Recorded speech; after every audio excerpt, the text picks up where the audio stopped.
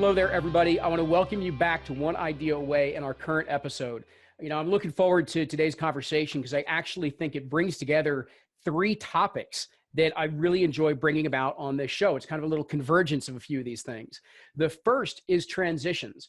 There's so many people that are out there that are transitioning or want to transition from whatever it is that they're doing right now that just doesn't seem like it's in full alignment with who they are.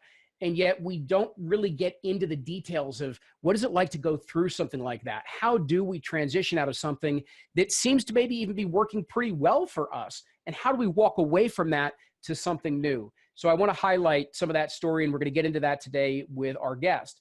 The second part of the conversation is going to include a favorite topic, meditation.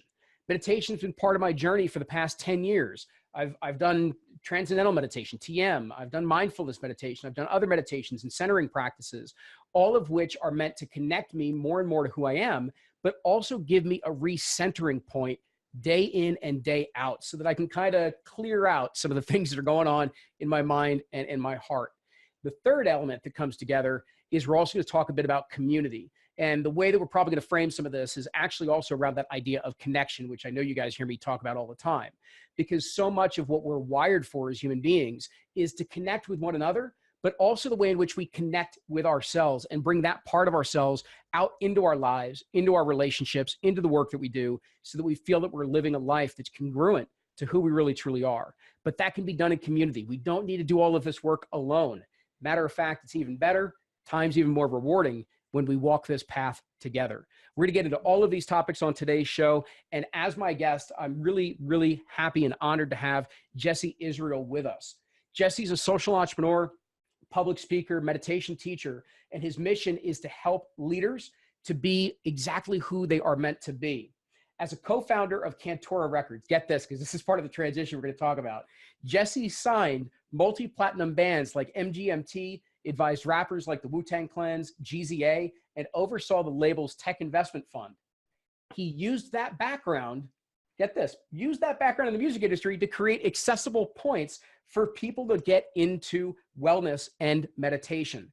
Jesse founded the social meditation group Medi Club, as well as the mass meditation movement, The Big Quiet, which is what actually put Jesse on my screen for the first time. Today, The Big Quiet gathers thousands of people for mass meditations at legendary venues like Madison Square Garden, the American Museum of Natural History, taking over huge swaths of Central Park, and features rare performances from some of the most popular musicians in modern culture. He speaks on community building, on modern mindfulness at Fortune 500 companies to leaders and colleges around the world. He's been featured in the Times, Vice, Wall Street, you get it. He's an expert, he knows what he's doing. So with that, Jesse, I want to thank you for coming here on One Idea Away. Thanks so much, Luke. It's great to be here. Awesome. I guess probably the place that I've got to begin, we're going to get into this range of topics, but how do you go from being someone who signs a multi-platinum band, and you do so at an incredibly young age, and you're on the concert tour, you're managing artists, and you go from the big music scene to the big quiet? Where does a journey like that, a shift like that begin? Well, it really started when I had graduated from NYU. My label started when we were students and we were sophomores. But when I graduated from NYU and I went right into quote unquote the real world, I was continuing to build my record label and was faced with the realities of the real world and started to experience pretty debilitating anxiety and panic attacks. And it was in my early 20s going through that as a young guy with perceived success on the outside through this record label, the challenges I was going through inside, where I started to look for tools and ways to cope with some of those mental health challenges. And I didn't really have spaces to talk about some of the challenges I was going through. Right. It definitely wasn't something that I was talking about with my guy friends or with my peers.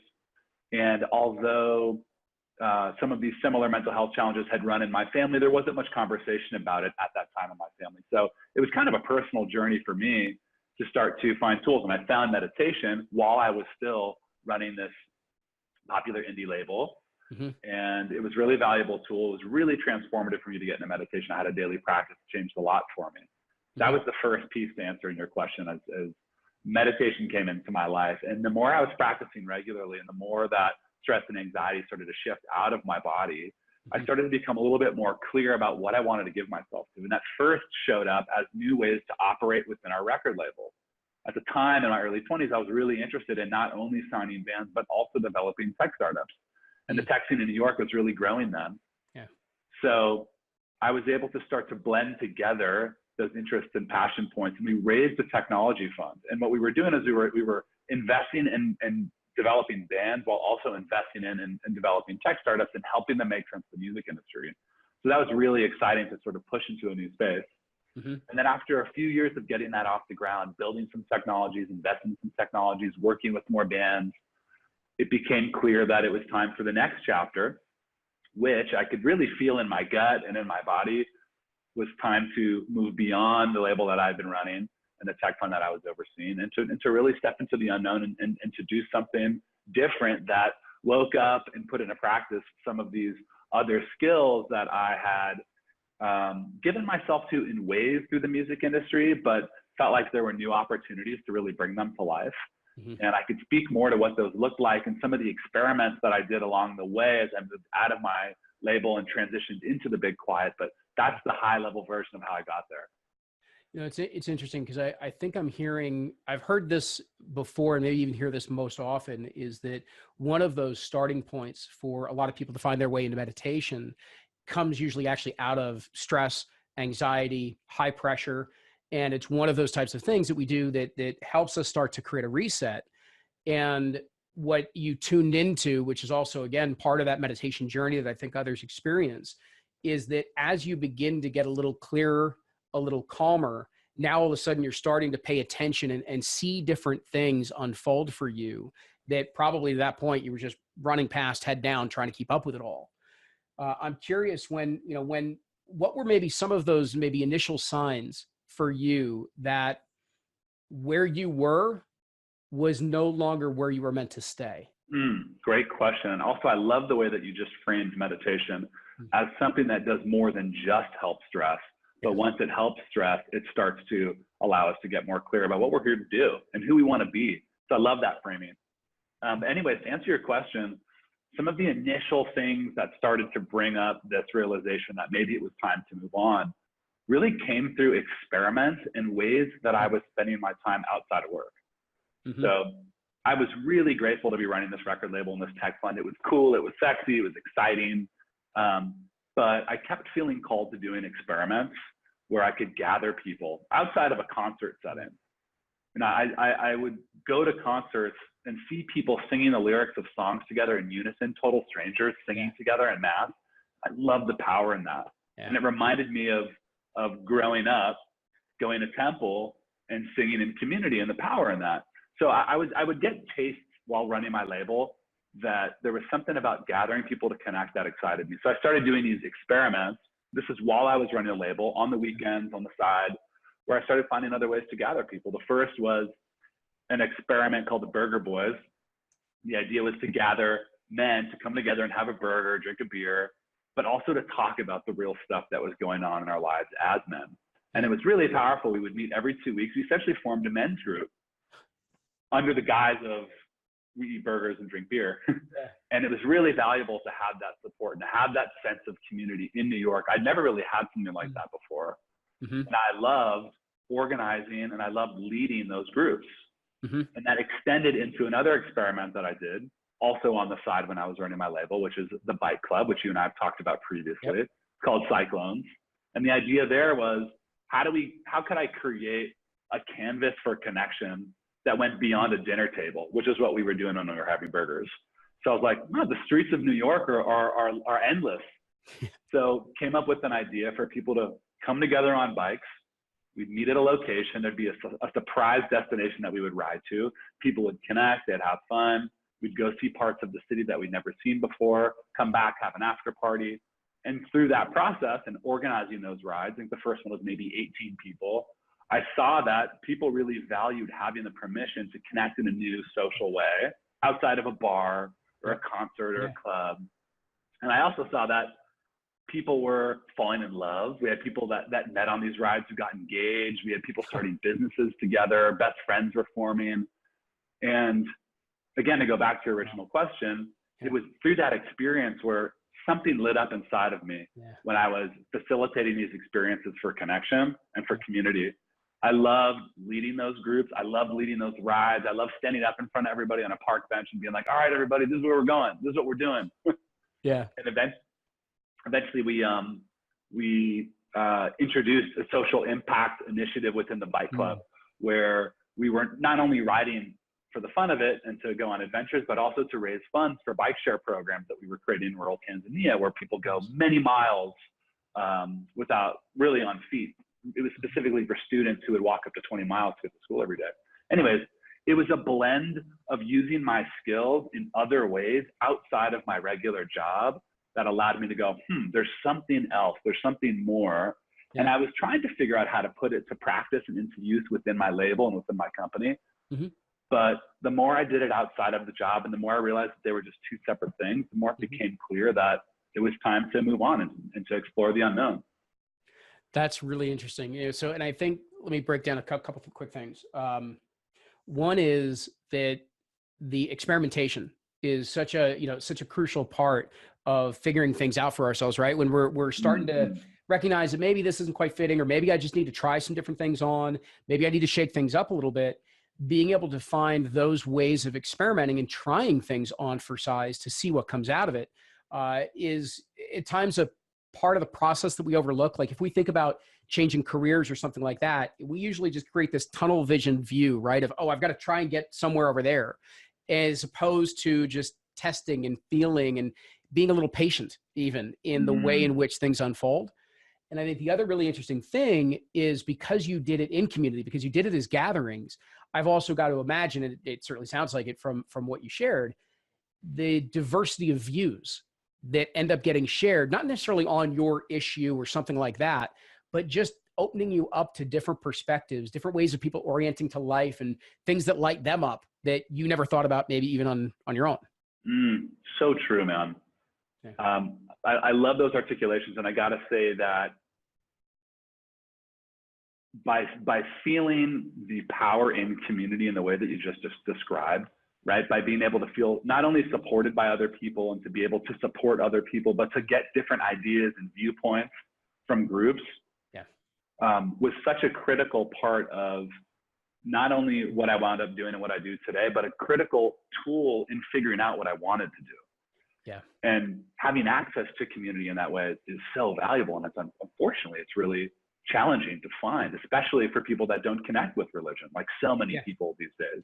Absolutely. And that's why one of the things that I love talking about when I go into corporations and conferences is how anyone can become a community leader for that exact reason that you're talking about here.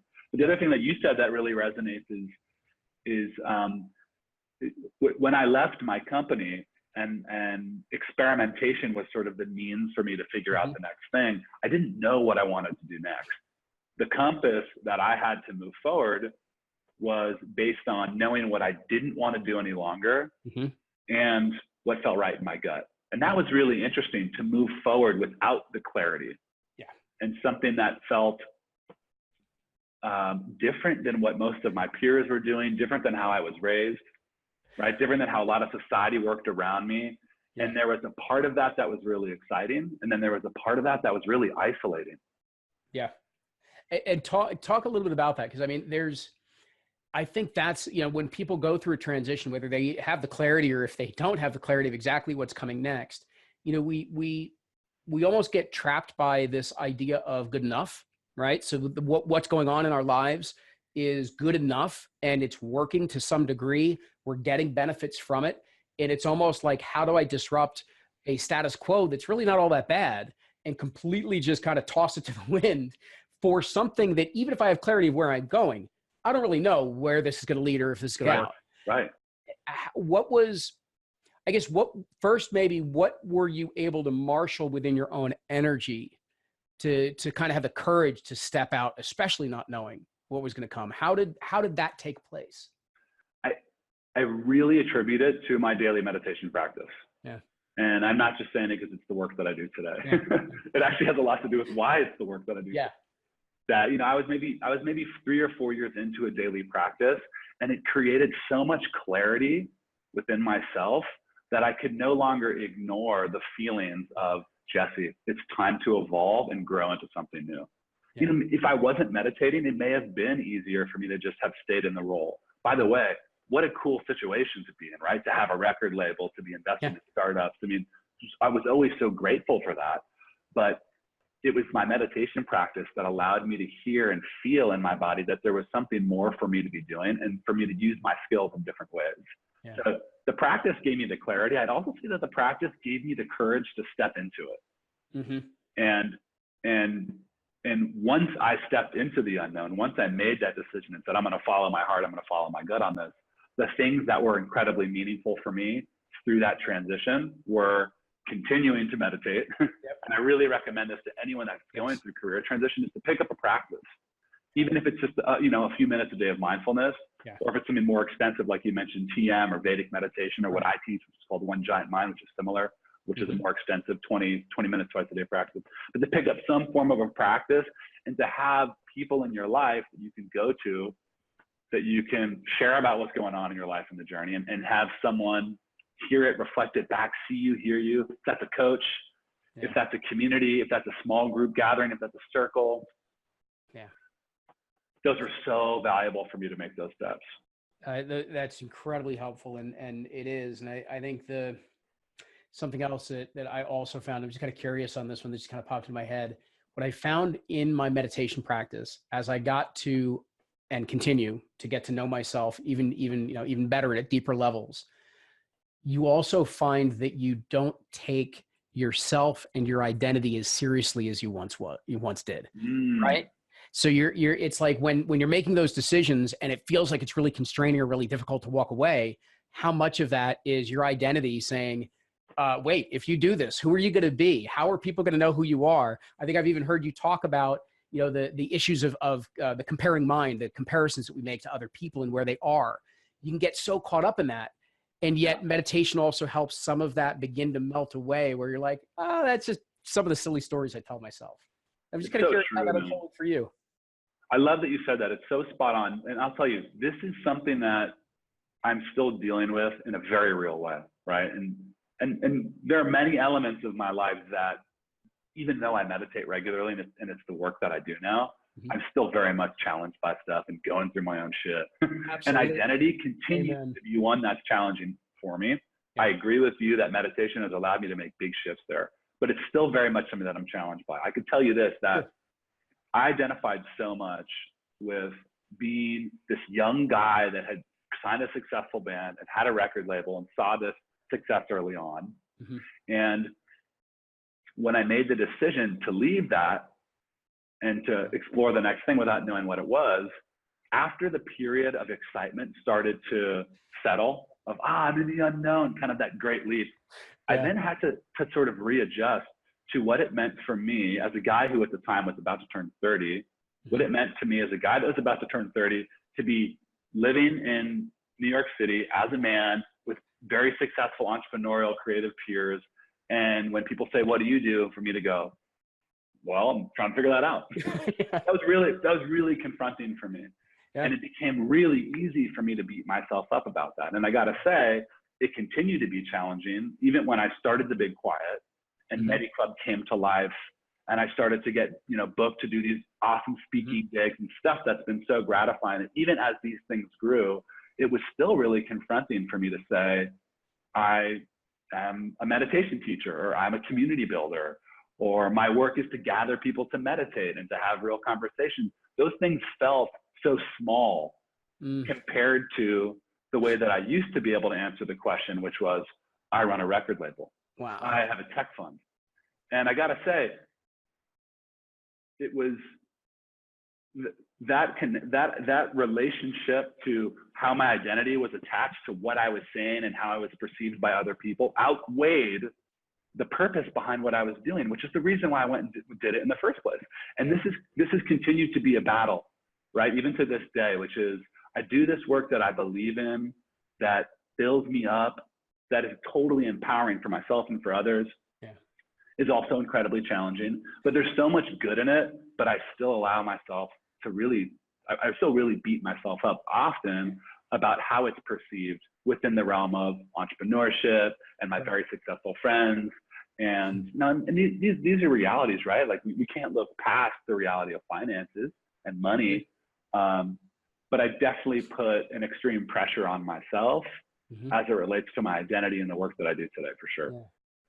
Yeah. And I really appreciate the way that you discuss that, because, and I want, and, everybody that's tuning in, regardless of how long you've meditated for, the context of the issues might change, but there's still something to grow through. There's more to uncover. There's more to unpack. There's more to learn about yourself. There's new ups and downs that you're going to experience, because we're human beings. That's part of the existence that we have. Right. And so, I don't want this to be two guys that are sitting here that, we're, just off the cushion and all is swell. That's not what we're talking about. This is really, truly meaningful for the way in which we navigate and flow through our lives, because it is going to get difficult and it is going to be a challenge. And so I love the point of the way that you framed it around how, when we talk, or you specifically were talking about, being a meditation teacher or starting the club, is it seems small in comparison to. And I think that's such a huge point, because, I can think of my own self of, so I just as a quick aside, I used to be the CEO of my organization, the Institute for Professional Excellence in Coaching. That's what this One Idea was all was all born out of. And I passed that title off to my partner about 2.5 years ago. And man, it, like, everything about it leading up to it, I had the courage, everything was working well, it's transitioning, everything's great. And the very next day I woke up and I went, oh God, who am I? What did I just do? Right? I don't get to introduce myself as the CEO anymore. And it's amazing the hold that those words, meaning the way we introduce ourselves, the way we label ourselves, how attached we can become to that. And even something as empowering and as important as being a meditation teacher is, how that still has hold. It still has energy to you, has energy to me. I recognize that even in when I talk about it and the meditations I teach. And yet it's so fundamental to what we're trying to do and help people to connect to. So I don't know, it jumped out at me. I love the way you framed it. I think it's something that has tremendous energetic pull for so many of us. And it's something for each of us to take a look at. How connected and attached are we to the way we talk about ourselves, the way we introduce ourselves? It's so true, man. And one final thing that I'll sort of add on to this conversation is that another thing that I've learned through going through these challenges, like what we're talking about now, is being able to understand how important it's been for me to have this very experience of feeling challenged by my identity and feeling challenged by the stuff that we're talking about. Because what I've realized is, by having the experience of going through this and the discomfort that's come into my life as I've had these experiences, it's allowed me to be able to, I think, strengthen through the experience, become more grounded and comfortable in myself as my core identity, with me just as Jesse, without the labels and the things to attach to it. And probably most importantly, it's that when other people that I talk to decide to make a career transition and they use the courage and face the same stuff that we're talking about, and then they start to have the same challenges that we're talking about, I can then go to them and relate to what they're experiencing and share my own learnings and help them through it. Yeah. And there's so much value. And I'm sure this is something that you could speak to and see with your coaching work, is there's so much value in the coach or in the teacher having the lived experience that their student or client goes through, so they can help them through it. Yeah. And I remind myself of that as I go through my own challenges, that my goal here is not to be a perfect community leader or meditation teacher. My goal here is to be a human being that has lived experiences that I can then share with other people to help them on their path. I love that. It's something that exactly in line with what you're saying and what coaches run into and meditation teachers run into and everything else. It's that distinction that, wisdom is not simply something that's known, it's something that's experienced, right? Yeah. You can't really truly get something unless it's an experience. And so what we're doing, and meditation is not just about the 20 minutes that you spend on a cushion or sitting in a chair. It's what happens outside of that, and how do we bring the energy, the clarity, the calm, the whatever it is, even the insight, and sometimes even the upset that you connect to in those moments. how does that then transform the way you're showing up in other aspects of your life? And that's why this is a long journey. It's not, you don't sit for 2 or 3 times and all is well. It just doesn't work that way. Right. So it's Right. a part of this, a really incredible part of this journey. Yeah. Let me ask why, how does this then form together? Meaning, how does Medi Club and specifically the Big Quiet, what was it that was kind of the catalyst, or what was it that enabled this to come together for you? Well, in my free time, once I left my company, I was starting to crave more community. And the bike club, the experiment that I'd mentioned before, the burger club had just banded because guys had moved to different cities. Yep. The bike club was, we don't ride in the cold season, so it was starting to get a little bit too chilly to ride. So there I was in December of 2014. It was really without any of my clubs or the things that I was putting my energy into outside of my company. And without my company there, because I'd moved on, I really was just faced with me in New York City. And I never had that experience because I moved to New York, and I moved to New York to be a student. And when I graduated from NYU, I was already running a business. So it was the first time I'd just been with myself in the city. So part of what I was yearning for was more community and support as I was going through my transition and process, which had a lot to do with why Medi Club was born. I also noticed that lots of peers of mine from the music industry and the tech industry and the places I was partying in the city were becoming interested in meditation. Yeah. And there was more science that was supporting the benefits of it, and it's becoming less new agey and more acceptable and more celebrated, you know, for business, for creativity, whatever. So I decided to invite a small group of friends to come and share in meditation together in the same way that our bike club started, in the same way that the burger club started. But the reason for gathering was to sit in quiet and then to talk about what was going on in our lives and to talk about meditation, things we were learning. Because at that time, I could only find meditation communities that were affiliated with a certain lineage of meditation. I thought it would be cool to just have meditators, period, just come together and be able to talk and hang. So it was in that first gathering where we shared quiet. And there was something actually really vulnerable about sharing 20 minutes of quiet with peers that I knew from business and from socializing. And then after we had that 20 minutes of quiet, I spoke in the same way that you and I are speaking so honestly with each other here. I decided to share with the group what I was going through in my own process, sort of self-doubt around what I was going to do next. And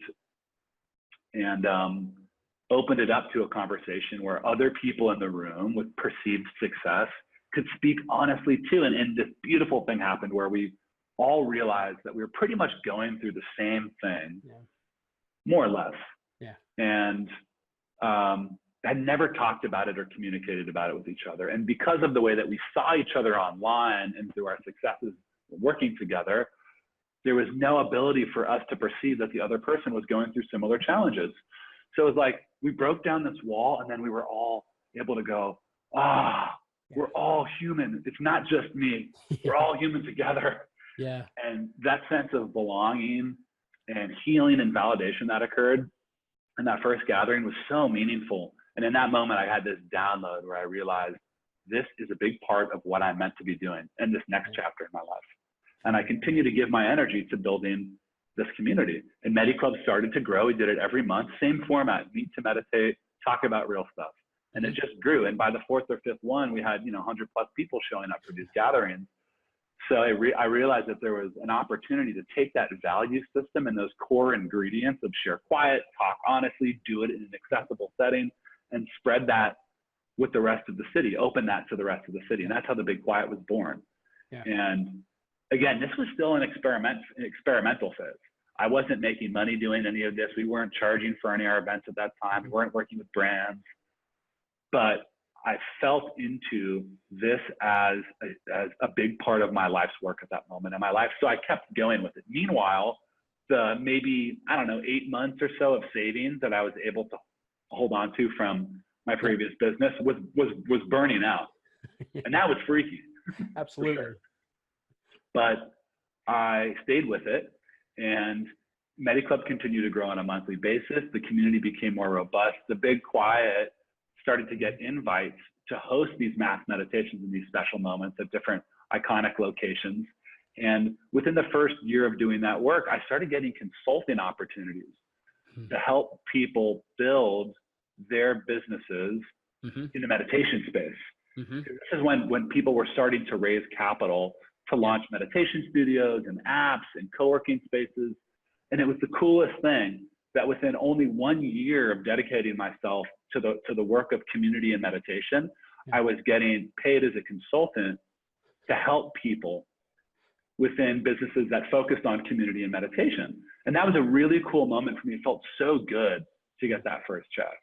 And I was able to do it in a way where it was able to cover my costs, start to pay back my savings that I'd burned through. And then I made the decision to start charging for our events. It was creating so much value for people, and it was taking so much work. And to be honest, I was starting to experience burnout for the first time in my career of doing this work, which I've experienced a few times, and started charging. And then not too long after that, started working with values-aligned brand partners to be a part of these big, quiet experiences. Now we have a business model that's similar to a music festival. We charge for tickets, and we work with brands. And as we've continued to grow, the Big Quiet's been able to do some really cool things, like go on tour. We did the first ever mass meditation tour last fall. We went to landmarks in 5 different cities, sold out, just gathering people for these great moments. You know, we booked musicians to perform at the Big Quiet right when people open their eyes. So we've been able to work with some really great musicians. We just recently did one with Miguel, who is a big R&B musician I've been a fan of for years. It's a really cool moment. Also a big meditator. So it's been really cool to blend my previous experience in the worlds of entertainment and music with the work that I do now within wellness, community, and meditation. Our Medi Club community has continued to grow. We've trained hundreds of people to host their own small groups. We call them circles. And we have a really great core community that actually runs Medi Club now, and I no longer run it, more of an advisor to it. And it's been a blast to do this work. I teach meditation now. I've done a couple of teacher training programs that have been great. I go into corporations. I talk about this stuff at Fortune 500. And I just did a mass meditation with a bunch of Coke's executives at their headquarters in Atlanta the other week. And it's so cool to come in there and to introduce these human technologies of community and meditation to these enormous corporations that really have a big impact on our life. So it's been able to touch on lots of interesting things. There's been different ways to make money to do the work that I love. There's also been challenges as I've tried to make sense of how to turn this into something scalable. And I'm still very much working through that. But it was really through paying attention to what fulfills me. And can I trust that if I give myself and dedicate myself to that it will, one, have an impact on other people and, serve needs of our time, but also generate some money. And I got to tell you, Luke, it's been the times where I've trusted in that and I've just followed it, where I've been able to enjoy it, and it's been able to generate revenue for me. And it's the times where I freak out about it and I go, well, how is this, that, or the other going to lead to this enormous tech startup with a huge valuation, which, is the type of thoughts I've had in the past where I'm not able to enjoy it and I become stagnant. So there's been a lot of interesting learnings there. Absolutely. So a whole slew of things that you just touched on, and it's just amazing. Probably the biggest thing here that you're illustrating is journeys like this you can't map out, right? This is not something that you plan, right? You don't sit down with a little business plan and say, okay, I'm going to start this, and 20 people are going to show up, and then it's going to be 100, and then they're going to go do this. That's going to lead me to. It just doesn't work that way. And so the meditation certainly was a key practice that supported you, but it was the openness and the trust and the awareness of paying attention to what was unfolding that allowed you to move around and continues to allow you to move around. And I think that's where we stifle ourselves, cutting off a lot of possibility and opportunity for ourselves, thinking that it's got to come together. We're forcing our hand. We're trying to make it happen. And listen, we usually do it because there's some real world needs that we need to find a way of taking care of. But it cuts us off from so much, as opposed to what it sounds like you were able to do is figure out, well, what do I need to do to take care of things so that I can keep everything else open, right? So that I can still be open and see where this goes. And it sounds like that was a key part of your journey. I think the two just other things I wanted to mention here, let me start with this one. when we share our stories, that personal background and vulnerability and insight that you shared after that first meditation, the beginnings of Medi Club, as it Mm-hmm. were, it gives other people permission to share. And it never ceases to amaze me, whether it's at a retreat or a speaking event that I've done, where I'll share something that's just totally just a personal anecdote or something like that comes from my story, and it supports whatever it is the topic happens to be that day. And afterwards, people coming up and saying, like, I feel like you were telling part of my story. And that's their moment to then tell their story. Like, they now have permission to share it, and you can just see what that means to them. And I think that's so important for us to do, because of what it led to in that group that you're talking about, of seeing our shared humanity, seeing Oh, I ourselves. love that. I think that's so well stated, man. And to me, what that is a form of leadership that people are yearning to see more of. Yes. And the more that people can lead in that way, the more we're able to heal each other and actually have that feeling of interconnectedness as a species. Yeah. It's a really interesting tool to allow us to feel our humanness with each other. Yes. When people model and lead by sharing their truth. Yeah. It's amazing. No matter how divergent at times it seems like parts of our society are, how polarized they can be, from all ends of the polar spectrum, as it were, that's out there, you do hear this desire for greater connection, greater togetherness. And even if we disagree on any number of different things, there is this draw that we have as human beings to find a way to come together. And so it's this type of work. And I actually, right down to the roots of something else you'd mentioned before, the fact that you're effectively technique agnostic, right? Any meditator, any background, right? It demonstrates, listen, let's look at what it is that we obviously have shared and in common, as opposed to it's got to be this way or it's got to be that. Right. And I think that's just another key element of what you're describing here. There's a whole slew of things. We could talk about this for a long time. I think the one other thing, maybe just to start to wrap us up on. Yeah. I love the simplicity of giving people a reason to gather. And I was wondering if you could just say a little bit more of, you've done it through cycling, you did it through the Burger Boys, you now do it through meditation. Because I think so many people put off the idea of pulling groups together or community together because they may not know that thing to help people gather. And it sounds like it's a lot simpler than most people really pay attention to. Absolutely. What I've come to learn through the work that I've been doing for the past several years of gathering people is that what people crave most is human connection. Yeah. And that they're just waiting for someone or some brand or some voice or something to give them permission to connect with each other. And the permission can be anything.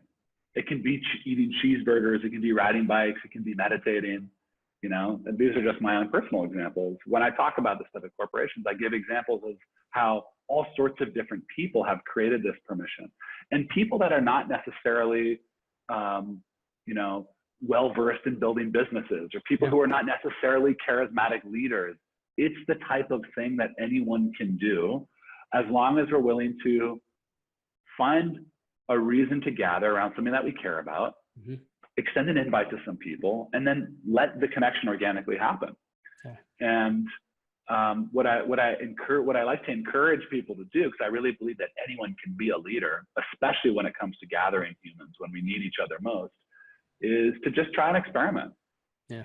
And especially for people that are feeling lonely or not feeling fulfilled through their current social experiences or social lives, is to find a reason to gather people around something that you love.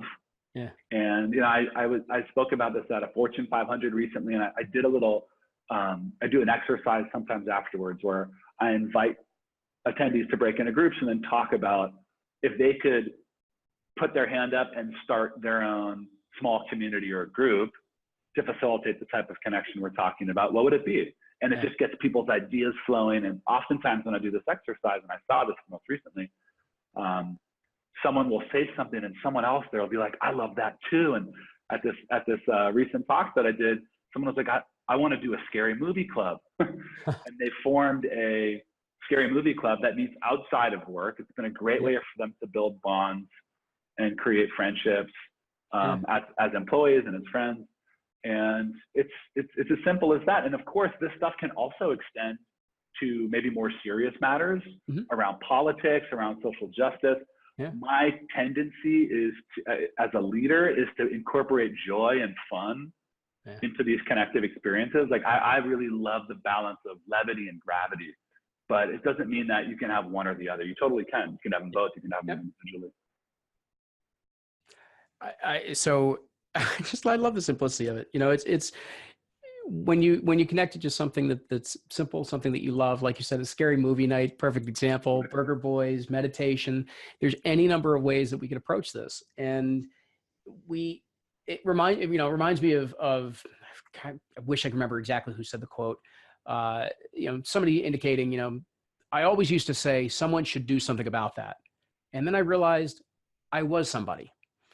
And it holds true for the idea of gathering, right? We wait usually to get the invite for another organization, another group, another person to do it. Right. When very often we can be that someone, and it doesn't have to be sophisticated. It doesn't have to be even all that bold. If you like, it doesn't matter. Knitting, cycling, hiking, whatever it is, it creates the backdrop for connection. And I think you even set up before the canvas for connection. Great phrase. And that's really what we're talking about, is how do you create that canvas? So I guess, Jesse, the only other question that I have for you is, when is the next big quiet? That's a good question. Well, we have one in the works for this summer in New York City. We'll be announcing more information soon, but we got a really special place lined up. Nice. So look out for that. And then we are going on a 10-city tour this fall. Okay. It'll happen. It'll kick off in October, and we're going to a bunch of new towns we've never been to. So really excited about that. Awesome. Fantastic. Jesse, I want to thank you so much for coming on One Idea Away, for coming on the show, for having this chat, this conversation with us today. And I just really appreciate it. And even if at times you may not give yourself the full credit for it, thank you for the work that you are doing in the world, because it makes a huge difference. Oh, thank you so much, Luke, for saying that. Thank you for the incredible questions. Really enjoyed this time. Honored to be on the show, and hope to talk soon. Awesome. Thanks, Jesse.